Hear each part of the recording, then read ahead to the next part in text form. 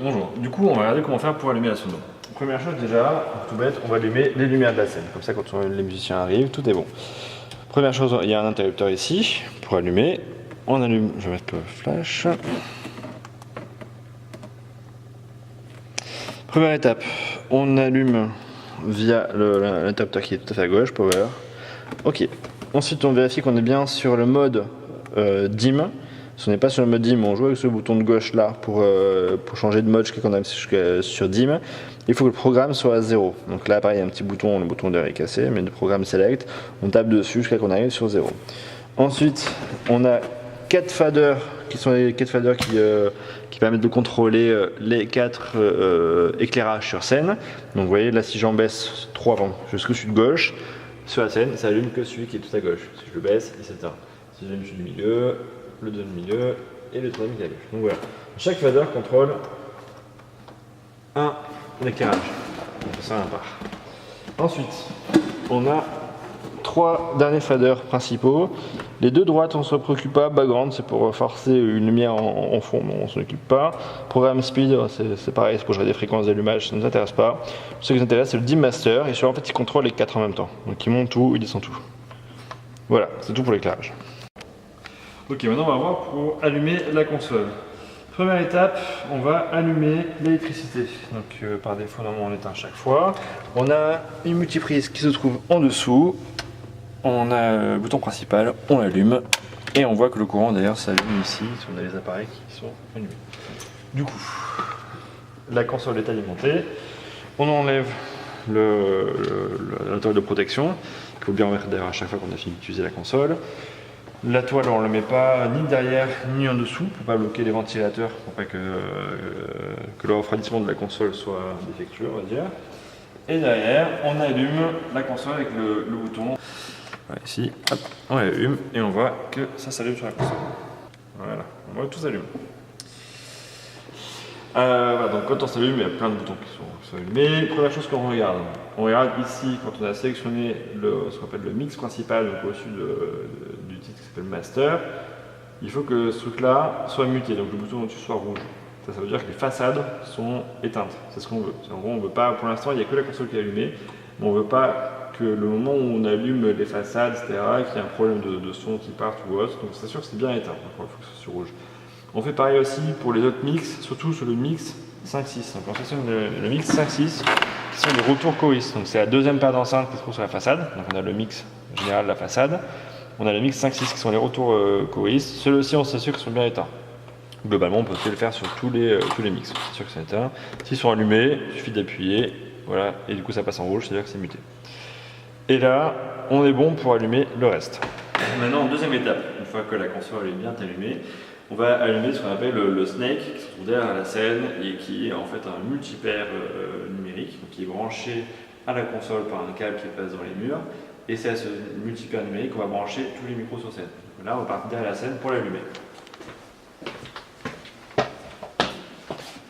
Donc on longe tout, on passe derrière la batterie. Attention à ne rien casser. C'est tout au bout, dans le petit meuble bleu, c'est un peu bazar, mais voilà. Dedans, on trouve le multipaire, donc avec tous les câbles, des instruments et des micros qui sont branchés dessus.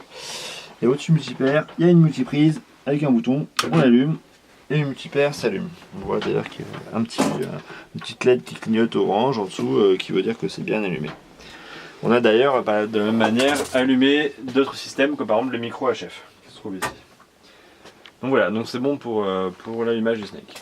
Donc maintenant, troisième étape, et dernière d'ailleurs, une fois qu'on a allumé la console, qu'on a allumé le Snake derrière la scène, enfin on peut allumer les enceintes. L'idée c'est d'avoir bien contrôlé le système en allumant la console, s'assurer que tous les mix sont bien mutés, sont éteints. Ensuite on allume le Snake qui commence déjà du coup à recevoir tous les signaux du micro et des instruments qui sont branchés, même s'il n'y a pas de son, mais ils reçoivent déjà les signaux. Et il envoie aussi des signaux aux enceintes, les enceintes sont encore allumées à ce moment-là. Et maintenant qu'on a sécurisé tout l'ensemble du système, on peut allumer les enceintes sereinement, il n'y aura pas de souci. On peut les allumer, donc on voit ici qu'ils sont éteints, il y a une petite LED en haut et aussi en bas aussi, on voit que c'est éteint, donc il faut l'allumer.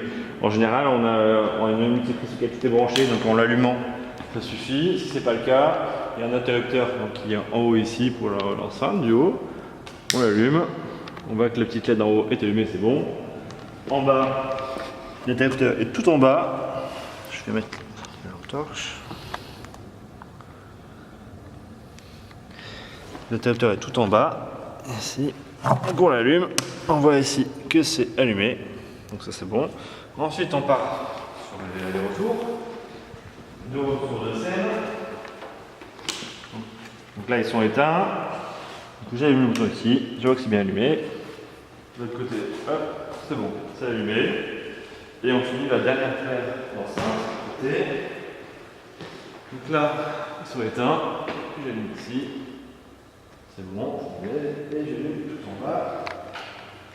C'est bon, c'est allumé. Si vous appuyez sur l'interrupteur et qu'ils ne sont pas allumés, bah, c'est évident, ça qu'en gros il y a quelque chose en amont qui n'est pas branché. Donc vérifiez bien que la multiprise avant, par exemple, est bien allumée. Vérifiez bien aussi ici que les câbles sont branchés. Souvent on les branche sur les prises au sol. Donc voilà, c'est peut-être juste que c'est débranché, donc il faut le rebrancher. C'est tout. On a allumé la console, on a allumé le Snake, on a bien tout muté au niveau du système. Et on a les enceintes qui sortent du son, donc la façade et l'autocorise. Et maintenant, on est prêt à commencer à travailler sur la console. Je fais une parenthèse. Si vous êtes dans une situation, par exemple un mardi soir, et que vous voulez commencer à préparer, vous êtes le leader, vous avez votre pianiste qui est déjà arrivé, pourquoi pas même le batteur, vous voulez commencer au moins à pouvoir écouter le piano pour faire vos tonalités ou commencer à répéter comme ça un peu a cappella, on va dire.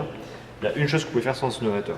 Le reste, vous ne pouvez pas, il faut attendre que quelqu'un qui sache utiliser la sonorisation soit là. Une chose que vous pouvez faire.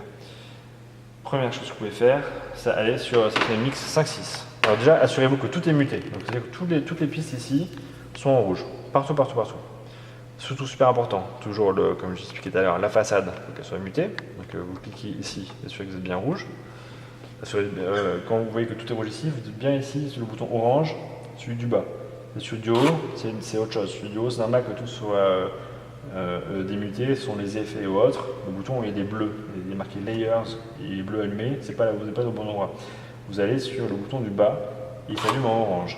Tous les boutons sont orange, ça correspond au channel et aux pistes 1, 2, 3, 4, 5, tout est marqué là ici. Tout doit être rouge et la façade sectionnée doit être rouge aussi. Ce que vous faites maintenant si vous voulez entendre votre piano sur la scène, vous allez d'abord aller sur la piste, le mix 5-6 ici, vous voyez sur le mix 5-6, et là vous le démutez. Donc ça, ce sont vos retours, les retours choristes qui sont sur la scène, les enceintes qui sont par terre sur la scène, c'est le mix 5-6. Vous cliquez là-dessus, vous le démutez. Ensuite, vous allez sur la piste du piano. Donc là, c'est le piano, on l'appelle piano du bas. Il est quasiment tout le temps sur les pistes 9 et 10.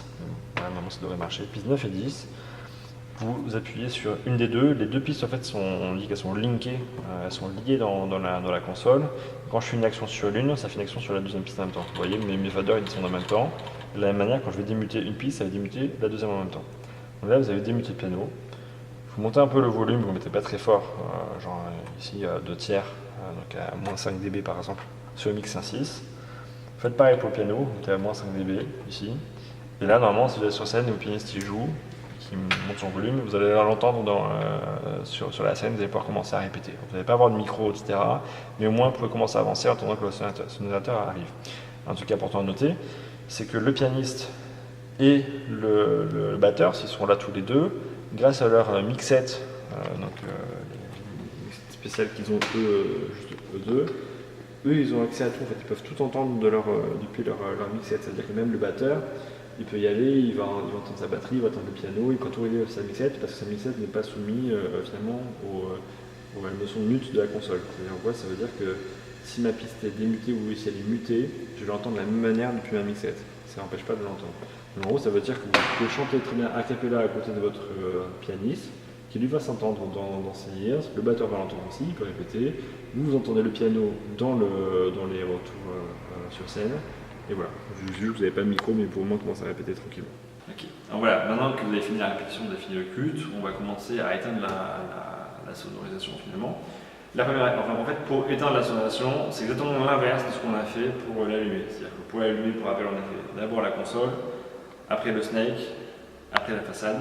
Là, c'est l'inverse. On va d'abord éteindre les enceintes, après on ira éteindre le Snake, et après on finira par éteindre la console en tunnel. Voilà, pour éteindre, tout est mis ici, comme tout à l'heure. C'est toujours mieux d'éteindre quand même les interrupteurs en plus de la multiprise. Voilà. Et les de retour. Hop. Si.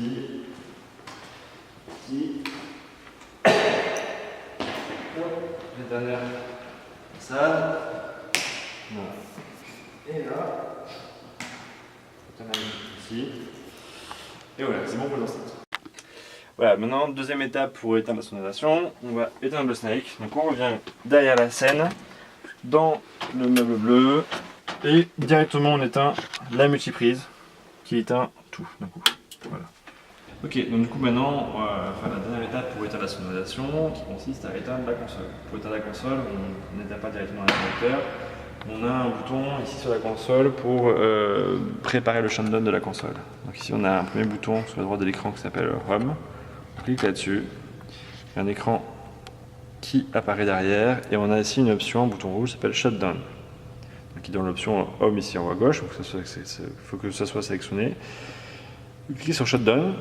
Il vous demande de confirmer si vous voulez bien couper la console, vous faites oui. Là tout se met un peu à griser sur la console. Il dit voilà, c'est maintenant sûr de c'est sécurisé pour éteindre la console. Donc vous revenez derrière l'interrupteur. Vous appuyez sur l'interrupteur pour couper la console. Et après vous venez derrière sur la multiprise pour éteindre. Et dernière étape, si vous voulez, vous pouvez éteindre les lumières de la scène. Et la boucle est bouclée.